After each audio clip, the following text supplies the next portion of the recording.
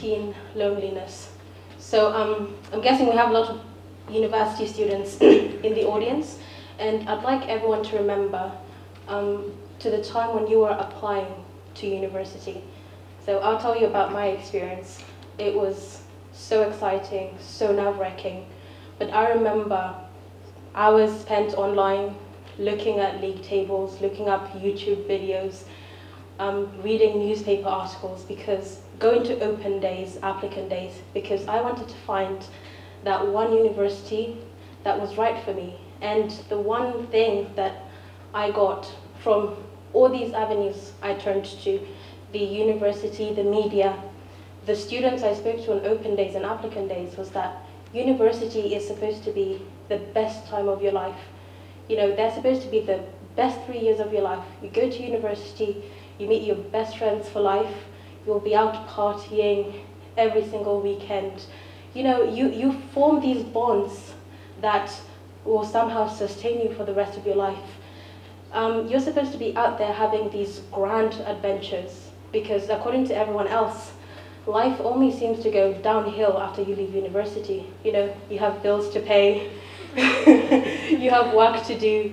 So I really, really wanted this experience, and that's what was sold to me. So I've always been someone who's a little bit of a loner, but I wanted that experience. I wanted it so much because I wanted to spend 3 years feeling that I belonged. I wanted to look back and say, you know what?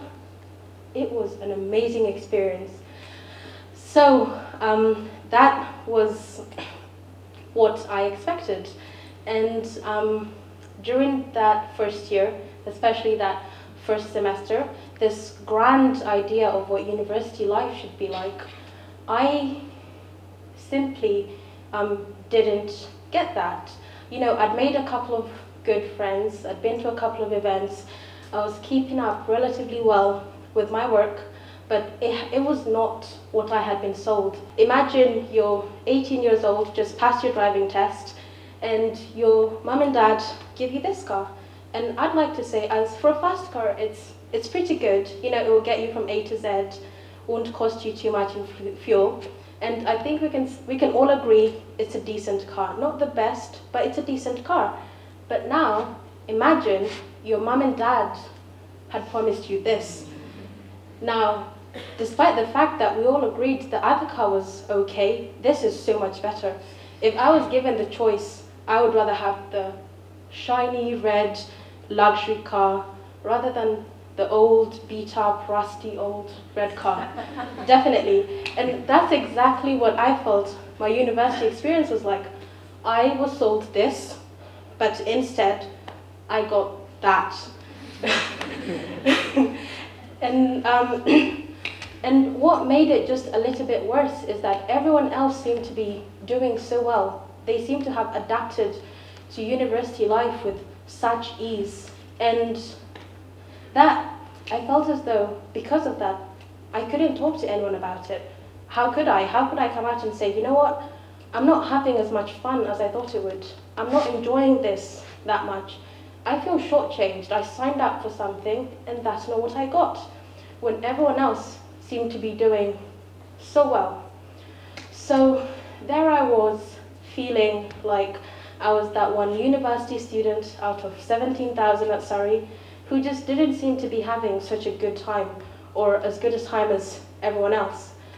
Now, I said at first, I'm a biological science student. I am a course representative for biological science students.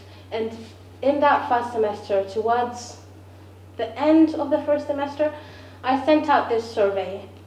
And okay, it wasn't a particularly well-answered survey. I got about 5 responses. But to paraphrase, the last question read something like, what can I do to make your university experience better? And one of the responses I got was this: a way to make me feel less lonely. Now, this response really made me feel so sad. Not only because one of my students was feeling like that, but because I felt helpless to help. It was an anonymous survey. I had no way of finding out who this student was, I had no way to go up to them and say, you know what, let me give you a big hug. Moreover, I suppose I'd spent all this time thinking that, perhaps a little selfishly, that I must have been the only university student feeling a bit lonely, feeling a little bit isolated. And what this answer told me was that that simply wasn't the case. So my inner nerd came out and I decided to do a little bit of research. And I came across this thing called the TEDxSurreyUniversity Lifestyle Survey. And what I found was 46%. That is the number of students across universities in the UK who say that they have felt lonely and or isolated at some point during their time at university. Now, that's a huge number. It was certainly much larger than I ever expected it to be. And what this number tells me, what it should tell all of us, is that this is a much bigger issue than we think it is. It affects so many more students than we think it does. During the summer, I was working, and I got to speaking to one of my work colleagues. She too is a university student. She said, when I went to university, I thought it would be like the movies. I would get there, meet these amazing friends, I would have an amazing time. And when I got to university, that's not what I got. And I actually do feel a little bit lonely sometimes. This was a recurring theme. The more I've spoken to students in second year as well, the more I find that there are so many students among us, so many students out there who feel this way. Moreover, not just the feeling, it's this shared embarrassment, you know, to be this 18, 19, 20, 21-year-old who could dare to feel lonely, who could dare to feel isolated. Because when we think about societal norms, loneliness and isolation, they are a symptom of old age. You know, old people get lonely, not young people. We're supposed to be out there, living our lives to the fullest, you know, making the most of our youth, you know. And I will be the first person to put my hand up and say, I don't know why this topic is such a taboo. I don't have a definitive answer to that. All I can hope to do is spark a discussion that I think really does need to be initiated. Take a step back and bear with me. Feeling loneliness, I think, it's a natural part of life. You know, we can't always have someone around us. You know, sometimes there's no one physically around us and we feel physically lonely. Other times we need some support and we need a shoulder to cry on, but there's no one there. Other times we're surrounded by these people who love us and care about us and would do anything for us, and yet we still manage to feel lonely. So I don't think loneliness is a feeling that we can entirely hope to avoid in life. But the problem is when that loneliness becomes a chronic issue. When you start feeling lonely and or isolated most or all the time. So come second semester, I really wanted to combat this issue. Yes, I felt a little bit lonely. I felt a little bit as though I didn't quite belong. But you know what? It's something that I could tackle. And so I won't lie to you and say I sat down and came up with this comprehensive 5-point plan on how to combat loneliness, because I didn't. It was a bit of trial and error. The most important thing I did was this: embrace it. Learn how to be with and by yourself. Now, that might sound like a bit of a strange concept, but I think it's one of the most important things you can do. Go for a walk by yourself. Treat yourself to a manicure and pedicure. Go shopping. But just learn how to be content with you. Learn that you are enough as you without needing anybody else to add to that. And what I found is that when you learn how to be content with yourself, you have this inner confidence that's unshakable, this inner confidence that's not dependent on someone else telling you that you're enough, or you're okay. And what I find is that once you have that inner core confidence, you learn that you don't need someone to be right by your side in order to have fun.